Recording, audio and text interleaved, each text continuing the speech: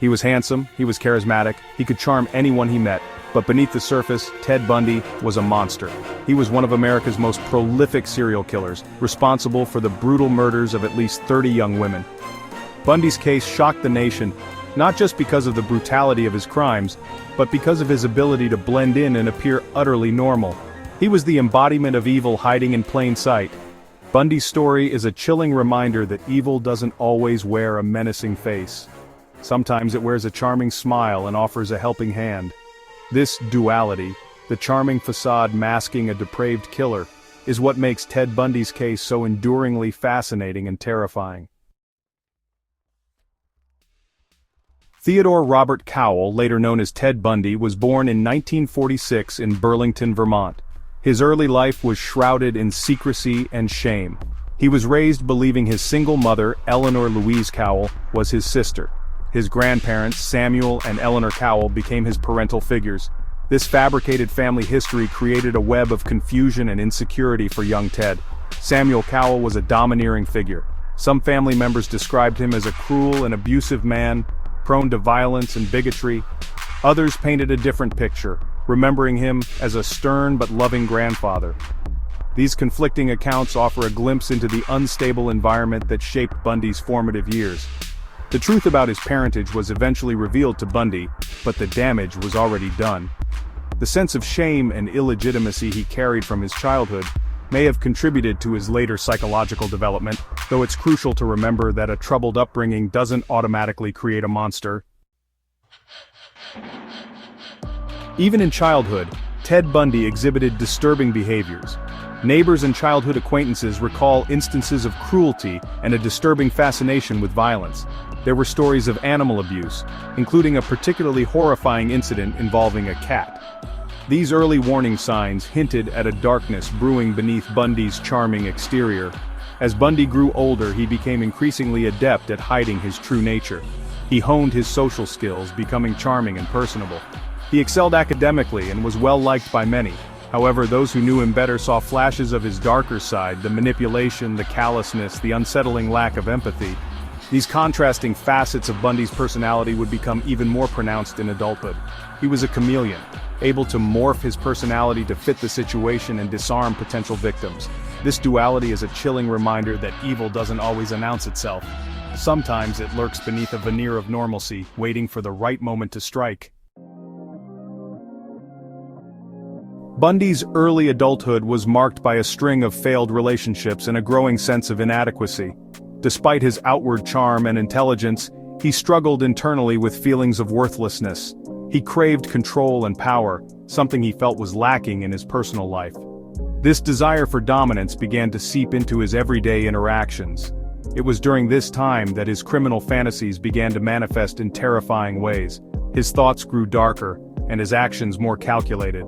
Bundy's modus operandi often involved luring his victims by feigning injury, such as wearing a cast or using crutches to appear vulnerable, or impersonating an authority figure like a police officer to gain their trust. He exploited their trust and vulnerability using his charm as a weapon. His ability to appear trustworthy was a key element in his deadly strategy. His victims, often young women with long dark hair parted down the middle, were chosen with a chilling precision.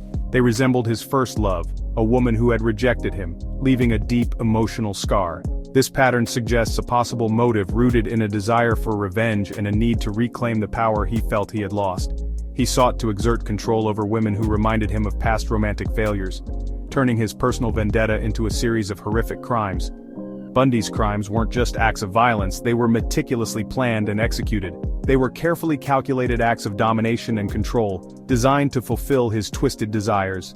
He often revisited his victims' bodies, applying makeup to them and engaging in necrophilia, further demonstrating his need to exert power over his victims, even in death.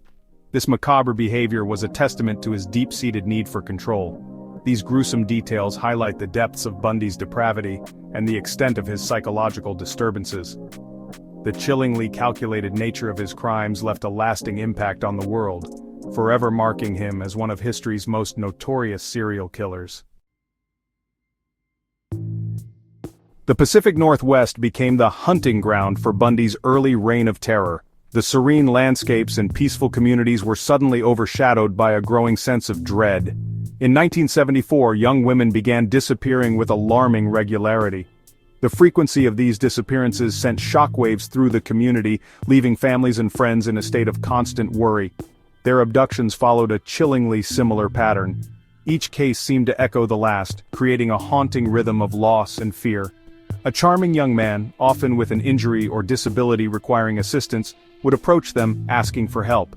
His disarming demeanor and seemingly genuine need for help made it easy for him to gain their trust. This was Bundy's mask, a carefully crafted persona designed to disarm and entice his victims. His ability to appear harmless was his most dangerous weapon. One of the most well-known incidents took place at Lake Sammamish State Park. The park, usually a place of relaxation and fun, became the backdrop for a sinister plot. Witnesses reported seeing a handsome man with his arm in a sling, introducing himself as Ted.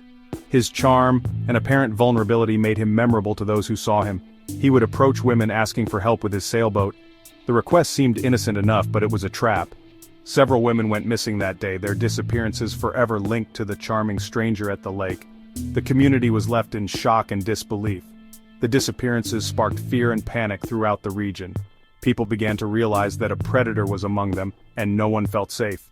Police were baffled by the lack of evidence and the seemingly random nature of the crimes. The investigation was complex and frustrating, with few leads to follow. Little did they know that they were dealing with a cunning predator who was always one step ahead. Bundy's intelligence and meticulous planning made him a formidable adversary. Bundy's methodical planning and ability to blend in made him a ghost, a nightmare lurking in broad daylight. His presence was like a shadow, always there but never fully seen. Section 6. Escape and a Trail of Blood. Bundy's reign of terror in Washington came to an abrupt halt in 1975 when he was arrested in Utah for kidnapping. However, this wasn't the end of his reign of terror. It was merely the beginning of a new, even more brazen chapter. While awaiting trial in Colorado, Bundy made a daring escape from custody. He used his knowledge of the law library, where he was given special privileges to study for his upcoming trial, to meticulously plan his escape. Bundy's audacious escape solidified his image as a cunning and resourceful criminal mastermind in the eyes of the public. Bundy's freedom was short-lived, but during that time he continued his spree, leaving a trail of blood across state lines. His crimes escalated in brutality, culminating in a horrific sorority house attack in Florida that would forever cement his place in the annals of criminal history. Section 7. The Chi Omega Horror. In the early morning hours of January 15, 1978, under the cover of darkness, Bundy entered the Chi Omega sorority house at Florida State University. Armed with a club fashioned from a piece of firewood, he unleashed a frenzy of violence, attacking 4 young women in their sleep. The brutality of the attack was shocking and left the community in disbelief. 2 of the women, Margaret Bowman and Lisa Levy, tragically died from their injuries. Their loss was deeply felt by their families and friends, and their memories continued to be honored. The Chi Omega sorority house murders sent shockwaves through the nation, making headlines across the country. The sheer randomness and savagery of the attacks left people terrified. The randomness and brutality of the attacks, coupled with Bundy's already notorious reputation, created a climate of fear and paranoia. People were afraid to leave their homes, and the sense of security was shattered. The image of the handsome, charismatic law student being revealed as a ruthless killer sent chills down the spines of a nation. It was hard to reconcile his charming demeanor with the horrific acts he committed. The Chi Omega murders marked a turning point in Bundy's case. The investigation intensified, and law enforcement agencies across the country were on high alert. Despite his attempts to disguise his appearance, witnesses came forward providing crucial evidence linking him to the crime scene. Their bravery played a key role in the investigation. The net was closing in, and Bundy's carefully constructed facade of normalcy was about to crumble. His days of evading justice were numbered, and the world watched as the truth came to light. Section 8. Judgment Day. Bundy was eventually apprehended in Florida, driving a stolen vehicle. His capture brought a sense of relief, but it also marked the beginning of a long and complex legal process. Bundy's trials were highly publicized affairs, captivating the nation and turning him into a perverse celebrity. Throughout his trials, Bundy maintained an air of arrogance and detachment. He relished the attention, often acting as his own attorney and using the courtroom as a stage to further manipulate and control the narrative. Despite overwhelming evidence against him, including eyewitness testimony and bite mark evidence, Bundy remained defiant, proclaiming his innocence until the very end. In the end, justice was served. Bundy was convicted of multiple murders and sentenced to death. His execution in 1989 was met with a mix of emotions, relief, closure, and a lingering sense of unease that such a monstrous individual had walked among us for so long. Section 9. The Monster's Legacy. Ted Bundy's crimes left an indelible mark on American society. He shattered the illusion that evil was easily recognizable, that monsters had a specific look or demeanor. Bundy's ability to blend in, to appear charming and trustworthy, forced people to confront the uncomfortable reality that evil can lurk in the most unexpected places. Bundy's case also had a significant impact on criminal profiling. His crimes helped law enforcement agencies better understand the psychology of serial killers and develop new techniques for tracking down these elusive predators.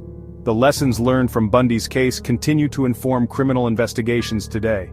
Even decades after his death, Ted Bundy continues to fascinate and horrify.